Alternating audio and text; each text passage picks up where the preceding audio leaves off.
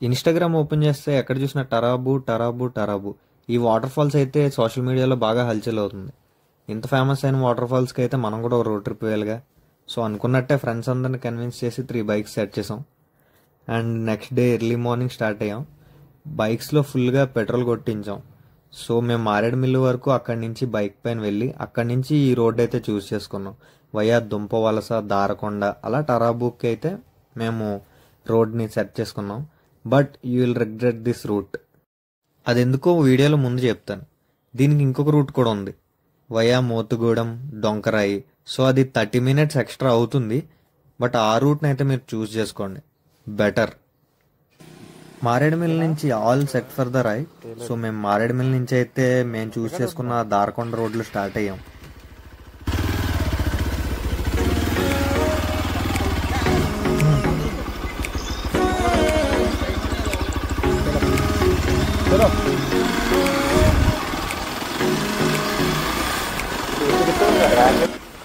So నేను video స్టార్టింగ్లో చెప్పాను కదా ఈ రూట్ అయితే చూస్ చేసుకోవద్దని. అది ఎందుకో చూడండి. ఇందుకే ఈ రోడ్ అయితే చాలా కంజెస్టెడ్గా ఉంటుంది. మీది బైక్ అయినా సరే అవతల ఇంకో వెహికల్ వచ్చినప్పుడు మీకు చాలా ఇబ్బందిగా ఉంటుంది. ఇదే రోడ్లో మా ఫ్రెండ్స్ ఇద్దరు బైక్ అయితే క్రాష్ అయింది. నా ఒక్క బైక్ అయితే సేఫ్గా వెళ్ళింది. మేము వెళ్ళే దారిలో లైట్గా రెయిన్ అయితే పడింది.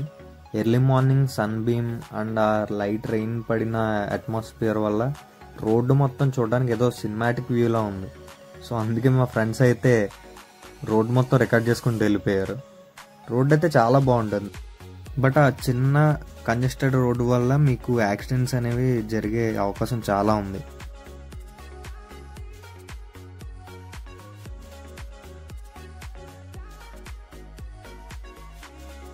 రోడ్ మొత్తం ఇంత బాగుండేసరికి మేము కూడా బైక్స్ అవి పక్కకు ఆపి ఫొటోస్ అవి తీసుకున్నాం. కొంచెంసేపు చిల్ అయ్యాం.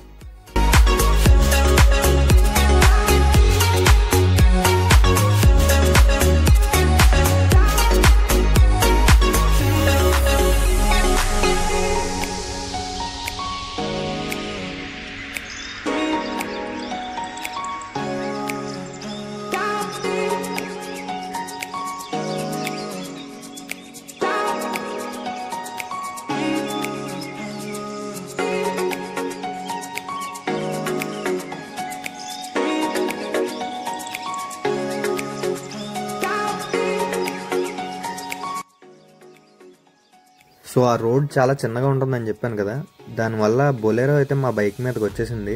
మా ఫ్రెండ్ అయితే కంట్రోల్ చేసుకోలేక స్లిప్ అయిపోయాడు. నకిల్ గార్డ్ విరిగిపోయింది, క్రాష్ గార్డ్ బెండ్ అయిపోయింది, బ్యాక్ బ్రేక్ కూడా బెండ్ అయిపోయింది డామినార్కి. ఇది 6 months ఓల్డ్ బైక్ అంతే. నెక్స్ట్ ఎన్ఎస్ బైక్ వచ్చేసరికి నెంబర్ ప్లేట్ విరిగిపోయింది. అండ్ దీనికి క్లచ్ వైర్ కూడా తెగిపోయింది. మాకైతే అప్పుడు తెలియలేదు. బట్ మేము డ్రైవ్ చేసుకుంటూ వెళ్ళాక కొంచెం ఫ్రంట్కి వెళ్ళిన తర్వాత ఒరిస్సా ఎంటర్ అయ్యాక తెగిపోయింది బైక్ క్లచ్ వైర్ అయితే. అండ్ ఆ ఎన్ఎస్ బైక్కి కూడా మా ఫ్రెండ్ ఒక 10 days ఎగోనే ఇష్టపడి స్టెల్త్ మిర్రర్స్ అయితే వేయించాడు. ఆ క్రాష్ వల్ల స్టెల్త్ మిర్రర్ ఇరిగిపోయి ఒక 50 meters అవతల అయితే పడిపోయింది. అంతలా స్లిప్ అయిపోయారు ఆ రోడ్డు మీద. సో రోడ్స్ కూడా చూడండి, కొంచెం ముందుకు వెళ్ళేసరికి మీకు మడ్ రోడ్స్ వస్తాయి, కంకర్ ఉన్న రోడ్స్ వస్తాయి, చాలా వర్స్ట్గా ఉన్న రోడ్స్ వస్తాయి. కొంచెం ముందుకెళ్ళాక ఇంకా వర్స్ట్ రోడ్స్ చూస్తారు మీరైతే.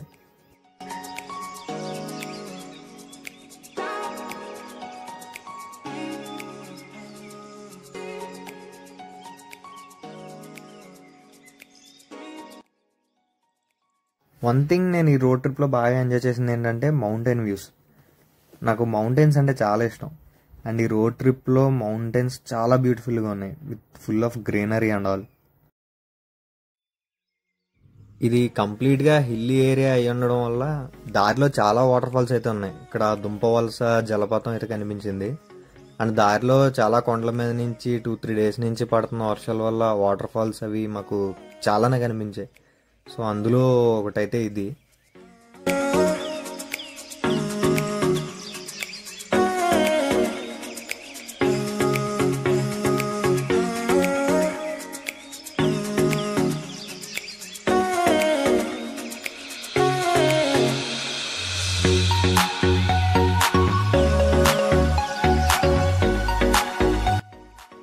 మేము వెళ్ళే ఏరియా ఎంత రిమోట్ ఏరియా అంటే అక్కడ ఉండే విలేజెస్ కూడా ట్రైబల్ విలేజెసే.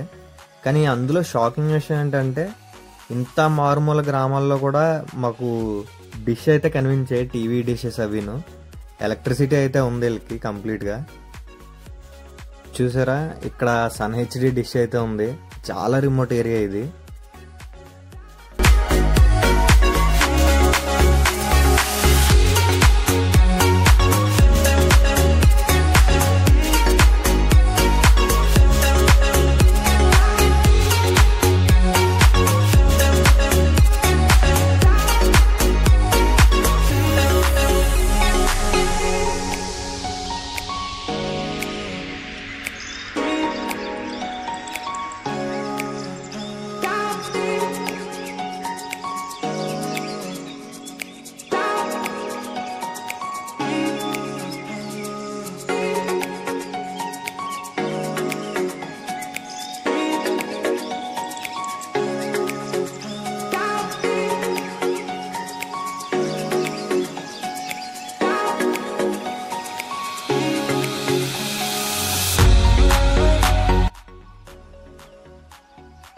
మేము అలా రైడ్ చేసుకుంటూ ఆంధ్ర బార్డర్ క్రాస్ చేసి ఒడిస్సా అయితే ఎంటర్ అయ్యాం. ఇక్కడ ఒడిస్సాలో మేము మల్కన్గిరి డిస్ట్రిక్ట్కి ఎంటర్ అయ్యాం. ఇక్కడ మెయిన్ పాయింట్ ఏంటంటే గురుప్రియ సేతు అని ఒక బ్రిడ్జ్ ఉంటుంది.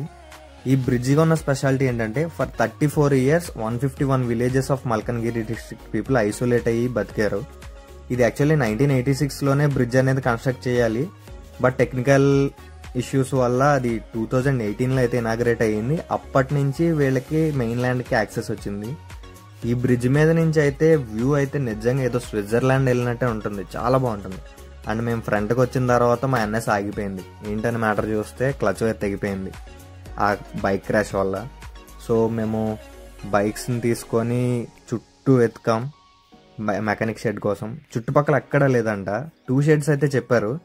ఒక షెడ్లో అయితే ఓపెన్ చేసి లేదు షెడ్, అండ్ ఇంకొక షెడ్కి అయితే వెళ్ళాం.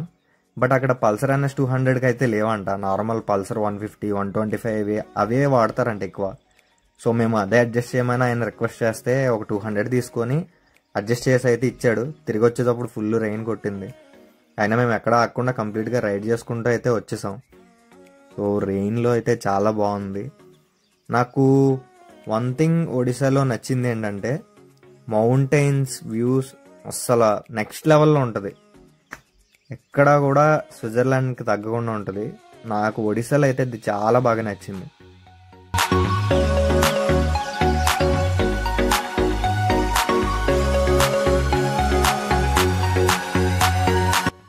మేము వెళ్ళే దారిలో మాకు ఒక బ్రిడ్జ్ అయితే కనిపించింది. దాని ఓల్డ్ బ్రిడ్జ్ అయితే ఫ్లడ్ వాటర్ కొట్టుకెళ్ళిపోయింది. న్యూ బ్రిడ్జ్ కన్స్ట్రక్ట్ చేశారు. బట్ ఆ న్యూ బ్రిడ్జ్ సాయిల్ కూడా ఎరోడ్ అయిపోతుంది. మేము అలా వెళ్తూ ఉంటే తగిలే అసలైన మడ్డీ రోడ్స్.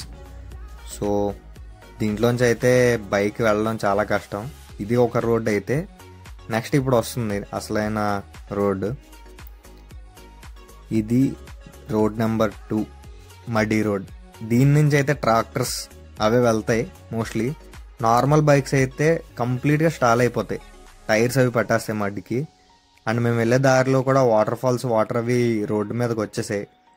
సో ఇది దాటిన తర్వాత మాకు చాలా పెద్ద ఛాలెంజ్ అయితే ఎదురైంది. ఆల్మోస్ట్ చేరుకున్నాం, ఇంకొక 4 kilometers ఉందనగా మాకు ఈ వాగు అయితే ఎదురైంది. ఫస్ట్ మేము నార్మల్ చిన్న వాగే కదా వెళ్ళిపోదాం అనుకున్నాం. బట్ మా ఫ్రెండ్ అయితే వెళ్ళాడు. చూసారా, అది కంప్లీట్గా ఫ్రంట్కి వెళ్ళకముందే మోకాలు వరకు వచ్చేసాయి వాటరు. అండ్ కరెంట్స్ కూడా చాలా గట్టిగా ఉన్నాయి. కొంచెం మనిషినే పక్కకి నెట్టేస్తుంది. అంత పెద్ద సర్ఫేస్ ఉన్న బైక్ని అయితే ఈజీగా నెట్టేస్తుంది పక్కకి. అది బైక్ పడిపోకపోయినా సరే ఇంజిన్ అనేది వాటర్లో ఆగిందంటే ఇంకేం చేయలేం. ఇక్కడ ట్రాక్టర్ మీద అయితే వస్తున్నారు వాళ్ళు కూడా, బైక్స్ మీద అయితే రాలేకపోతున్నారు. అండ్ ఒక కుక్క అయితే సాహసం చేసుకుంటూ అవతలకు వెళ్ళడానికి ట్రై చేసింది. మీరే చూడండి.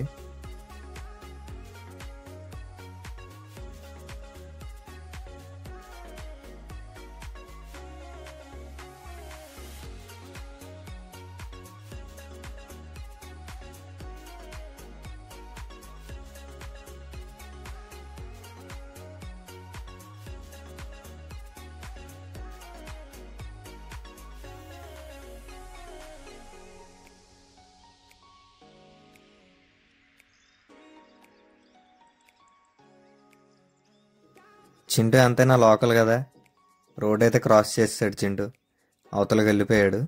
అండ్ లోకల్స్ ట్రై చేశారు వెళ్ళడానికి, వాళ్ళకి ఆ రోజు ఇది అలవాటు కాబట్టి క్రాస్ చేసేసాడు. ఆయన ఆల్మోస్ట్ పడిపోదుడు, బట్ బాగా బ్యాలెన్స్ చేసుకున్నాడు. మేము కూడా క్రాస్ చేసి అవతలకి వెళ్దాం, బట్ ఆల్రెడీ మా 2 బైక్స్కి యాక్సిడెంట్ అయింది. సో సాహసం చేయాలనుకోలేదు. ఇక్కడ ఎవరు టో చేయడానికి కూడా వీలుగా ఉండదు. ఇంకా ఇక్కడ కానీ స్టాల్ అయిందంటే బైక్. సో మేము పాడేరు వెళ్ళి రెస్టారెంట్లో ఫుడ్ తినేసి రిటర్న్ అయితే ఇంటికి వచ్చేసాం. ఇంటికి వచ్చిన తర్వాత బైక్ కండిషన్ అయితే ఇది.